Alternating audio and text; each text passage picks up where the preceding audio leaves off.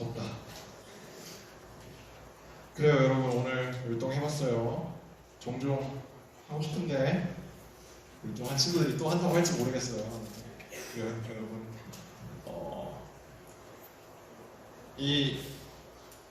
율동이 시켜서 한다라는 게 아니라 우리가 정말 하나님을 찬양하고 우리 가운데 우리를 구원해주신 기쁨을 표현하는 거니까 율동이 있든 어떤 아무튼 열심히 잘 함께 찬양하는 우리 주보동부가 되었으면 좋겠습니다. 네, 우리 예레미야 읽었는데 오늘 9절 읽었어요. 9절. 오늘 말씀 봤을 때 예레미야가 어떤 것 같아요? 신정이. 예레미야가 뭐라고 말하냐면 다시는 하나님의 말씀을 전하지 않겠다 라고 말하면 마음이 답답해서 견딜 수가 없다라고 얘기를 했습니다. 자, 그러면 말씀을 전하지 않겠다는 마음을 먹어봤다는 거예요? 안 먹어봤다는 거예요? 네, 그 생각을 해봤다는 거겠죠. 예레미야가 왜 이렇게까지 극단적인 생각을 했을까요? 오늘 읽은 본문 조금 앞에 보면 예레미야의 상황이 어땠는지가 나옵니다. 일단 19장 마지막 절에서 보면 제가 읽을게요. 만군의 여호와 이스라엘의 하나님께서 이와 같이 말씀하시되 보라, 내가 이 성읍에 대하여 선언한 모든 재앙을 이 성읍과 그 모든 촌락에 내리리니 이는 그들의 목을 곧게 하여 내 말을 듣지 아니함이라 하십니다. 이런 말을 합니다. 칼에 죽고 수치를 당하고 아무튼 망한다. 제대로 망한다. 재앙이 이루어진다. 이런 얘기를 합니다. 이러니까 이제 20장 넘어오면서 여기 나오는 바스훌이라는 제사장이 예레미야를 가둬요.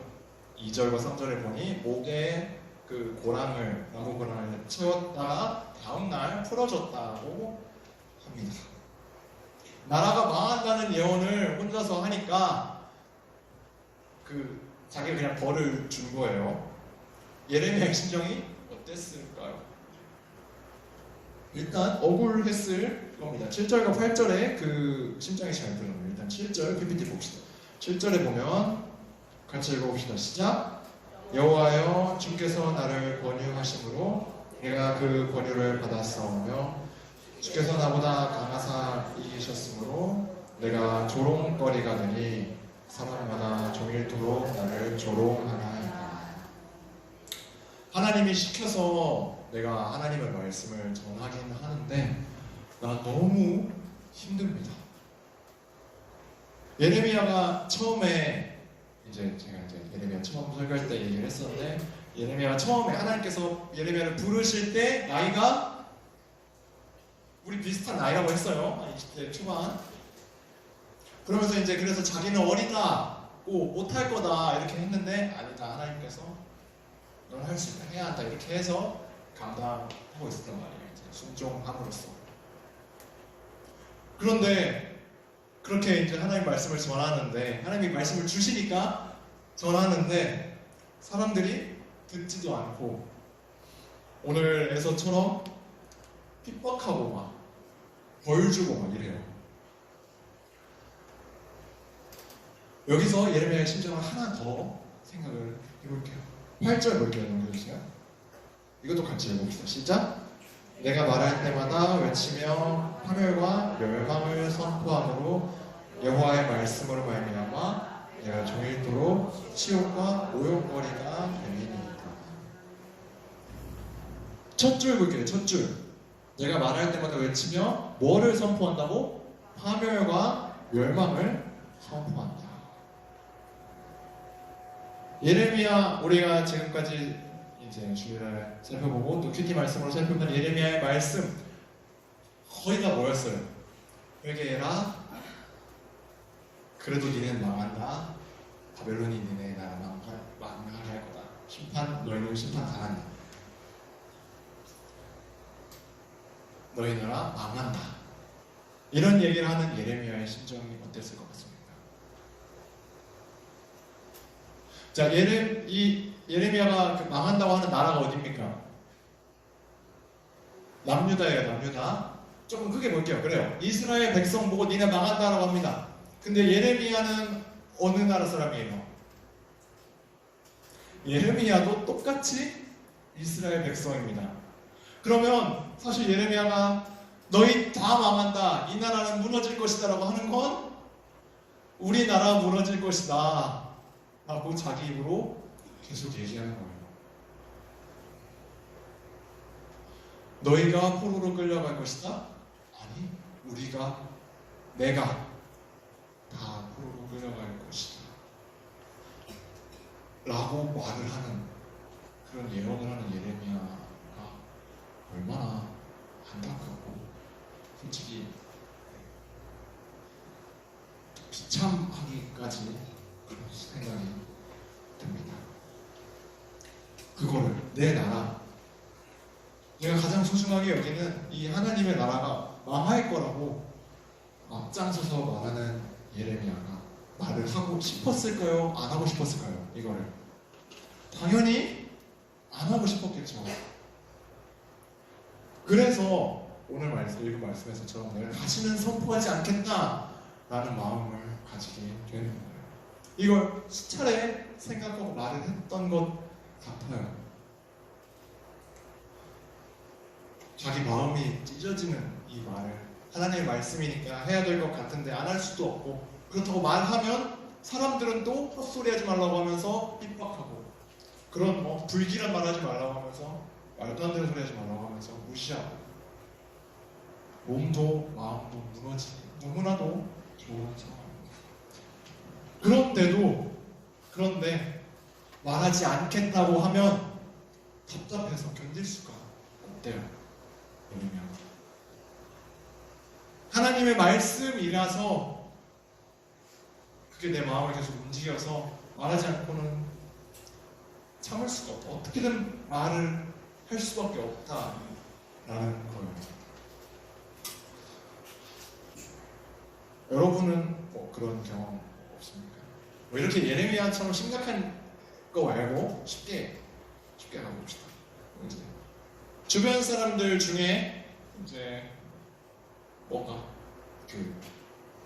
나쁜 짓을 해, 바람직하지 못한 일을 할 때 여러분들 하지 말라고 얘기를 합니까? 안 합니까?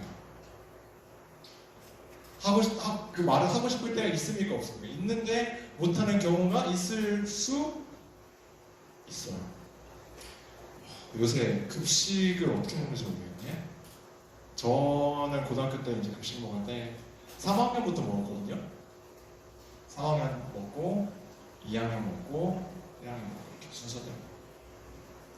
근데 1, 2학년 그럼 이제 시간대가 다르잖아요. 3학년 먼저 먹고 나서 2학년, 1학년 먹으니까 1, 2학년 먹는 시간에 3학년이 옵니다. 늦게 먹는 3학년들.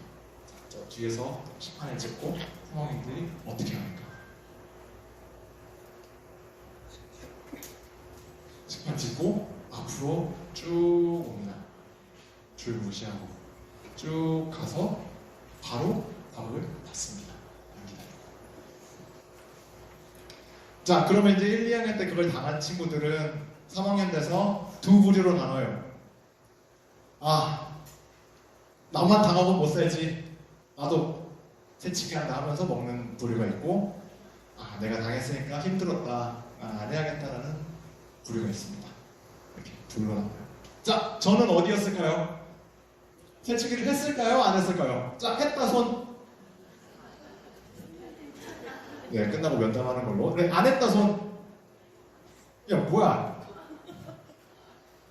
오, 좋아요. 자, 네, 저는 양쪽 다 속했습니다. 둘 다 속해봤어요. 안 해야지라는 마음이 크긴 했는데, 이제 보통 급식실에 갈 때 친구들이랑 같이 가잖아요.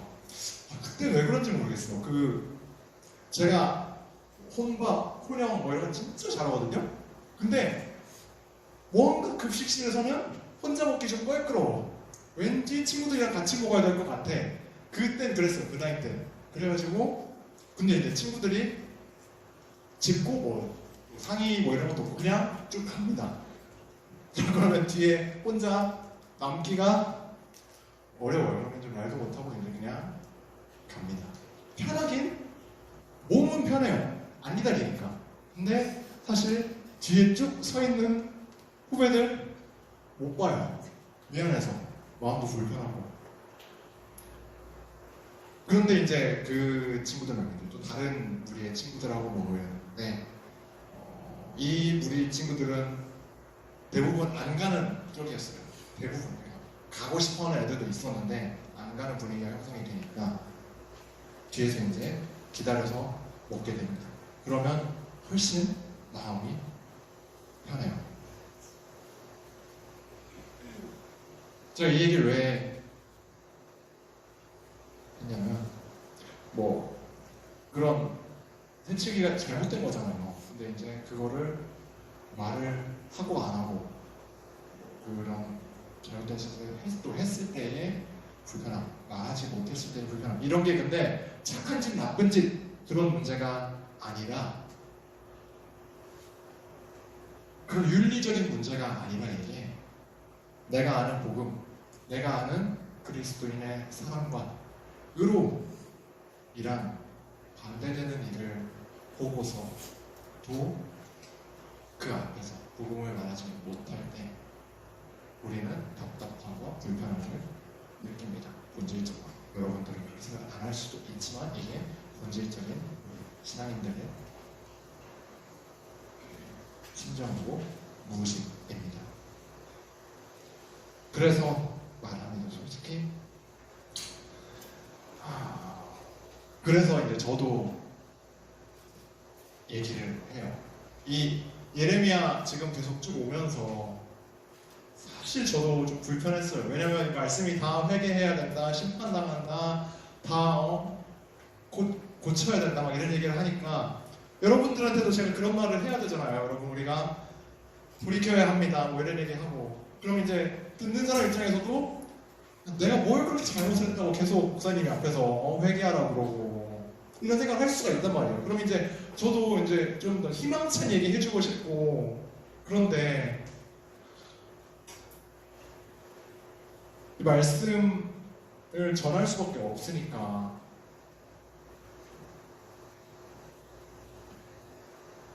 그런데 이제 복음을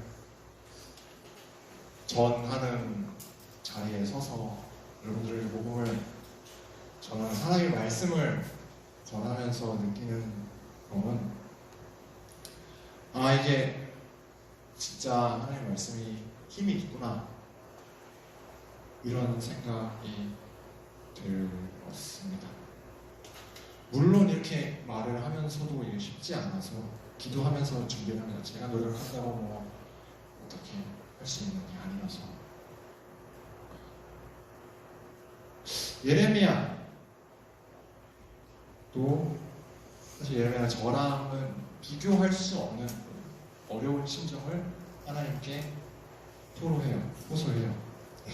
20장 뒷부분을 보면 예레미야가 쭉 불평을 하는 것 같은데 오히려 하나님을 의지하면서 신뢰하는 호소입니다. 자신에게 주어진 사명에서 도망치지 않고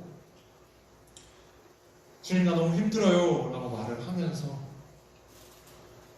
내 말씀을 전해야 하니까 전합니다. 전할 건데 나 힘든 거 조금만 해결해 주시면 안 돼요? 라는 기도입니다. 부르짖는 거예요. 간절하게. 이런 예레미야의 상황과 우리의 상황을 마지막으로 비교를 해봅시다. 여러분 어때요? 여러분 근데 비교를 해보면 좀 동떨어진 것 같아요? 아니면 여러분도 예레미야의 심정을 느껴요? 쉽지 않아요. 내 얘기 아닌 것 같아요. 오늘 말씀 목사님 얘기 같아. 근데 생각을 해봅시다. 여러분 세상은 복음을 좋아하지 않아요. 배척해요. 좋은 소리 맞는 소리 하면 바른 말 하면 뭐라고 합니까? 선비, 진지충, 고리타분하다 뭐 이런 소리 합니다. 재미없다고. 왜 그럴까요? 바로잡아 주는 건데 유익이 되는 겁니다. 그게 그 사람들 입장에서 그리스도인 입장에서는 바로잡아 주는 건데 세상의 입장에서는 반대쪽에서는 구속, 압제, 제한으로 여겨져요. 하나님이 세상을 창조하심으로써 땅의 혼돈함 가운데 질서를 세우셨다라고 수련회 때도 얘기했고 그렇습니다. 무질서한 세상 가운데 질서를 세우시는 하나님. 세상은 그런데 그 혼란스러운 무질서를 자유라고 느껴요. 거기에 질서를 세우려고 하니까 자신들의 자유가 없어지는 거라고 느끼는 거예요. 그런데 이게 불신자만 그런 게 아닙니다. 여러분들한테 큐티하자면 쉽게 말했어요. 네, 더 풀어서 얘기를 해볼게요. 매일 하나님의 말씀을 묵상하며 동행합시다 라고 얘기를 하면 여러분들이 네 알겠습니다 하고 하나님 말씀 묵상합니까? 큐티하고 싶은 마음이 막 샘솟아? 아니, 귀찮다는 생각도 많이 듭니다. 왜 해야 되는지 라는 생각도 들고, 아까 말한 새치기도 마찬가지예요. 안 해야 되는데 해요. 세상과, 아니 죄와 타협하는 거예요. 하나님께 순종하지 않는 거예요. 근데 이렇게 살면 안 되잖아요. 내가 손해보는 것 같지만 손해가 아니에요, 여러분. 세상이 나를 핍박하고 고통스럽게 해도 우리의 영혼을 절대 죽이지 못해요. 우리를 이길 수가 없어요, 죄는. 여러분, 하나님 말씀에 순종하는 것은 나를 옥죄는 게 아니라 복이고 진짜 평안이에요. 그 증거가 바로 예수님입니다. 예수님, 수많은 백성의 미움을 사고 대역 죄인으로 몰려서 십자가라는 당시 가장 끔찍한, 당시에 가장 심한 형벌을 받으셔요. 그리고 그렇게 죽기까지 예수님은 고통을 당하셨어요. 붙잡혀 가시기 전에 예수님께서도 기도를 하셨어요. 이 잔을 내가 넘어갈 수가 있다고요. 주님, 제가 넘겨주시옵소서. 그런데 이게 주님 뜻이라면 제가 감당하겠습니다. 하나님 아버지의 뜻이라면 제가 감당하겠습니다 라고 예수님께서도 기도를 하십니다. 그렇게 순종의 결과가 무엇입니까, 여러분? 온 인류의 구원. 예수 이름을 믿는 모든 사람이 하나님의 자녀로 새롭게 태어나는 놀라운 부활의 회복, 참된 평안을 누리게 하시는 최고의 결과가 이루어졌다. 예수님의 그 순종을 통해서 모든 사람이 누릴 수 있는 복이 주어지게 되었다. 그래요, 여러분. 우리가 그리스도인으로서 세상에서 살아가다 보면 인정받는 상황보다 핍박받고 무시당하고 그런 상황이 더 많을 거예요. 하지만 그런 상황에서 우리가 정말 죄와 타협하지 않고 그리스도인의 정체성을 지켜내면 좋겠어요. 그 자체가 말씀에 대한 순종이고 복음을 전하는 거고 예수님의 증인이 되는 삶이에요. 그리고 그 순종의 결과로서 분명하게 여러분에게 더 큰 진정한 자유가 주어질 것이고 하나님의 은혜를 누리는 여러분의 삶이 될 것입니다. 아니, 반드시 누릴 겁니다. 오늘 제목 뭡니까, 여러분? 오늘 제목 주고 봐봐요. 오늘 제목 미움받을 용기. 네, 유명한 책 제목인데 저도 책을 읽긴 했습니다. 이 책 내용하고는 상관이 없는데 오늘 우리 말씀에 잘 어울리는 제목인 것 같아서 주님이 이루십니다. 주님이 우리에게 참된 평안을 허락하십니다. 나를 향한 계획 가운데 주어질 주님의 복을 기대하면서 용기 있게 복음을 전하며 나 그리스도인이라는 것을 숨기지 않고 자랑스럽게 드러내며 사는 우리 모두가 되었으면 좋겠습니다. 기도하겠습니다. 하나님 아버지,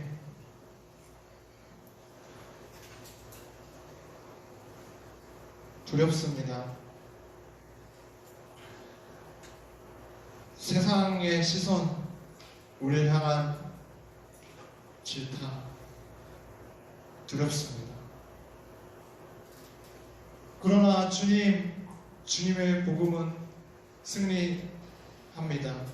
주님이 반드시 우리에게 죽음을 이긴 부활을 허락하시고 우리 삶 가운데 진정한 평안을 허락하실 것을 우리가 신뢰하며 살아가게 하여 주시옵소서. 우리 가운데 담대함을 더하여 주시고 용기를 더하여 주셔서 우리가 세상과 죄와 타협하지 않고 주님의 자녀로서 그리스도인의 정체성을 우리가 꼭 붙잡고 세상 가운데 내가 믿는 예수님은 이런 분이다.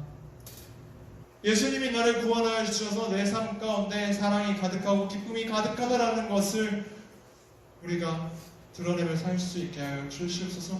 그러기 위해서 주님 우리 삶 가운데 먼저 사랑을 끊임없이 부어주시고 우리가 그 사랑을 보게 하여 주시고 느끼게 하여 주시옵고 이렇게 끊임없이 흘러 들어오는 사랑을 우리가 세상 가운데 흘려보내는 놀라운 복음의 통로가 될 수 있게 역사하여 주시옵소서.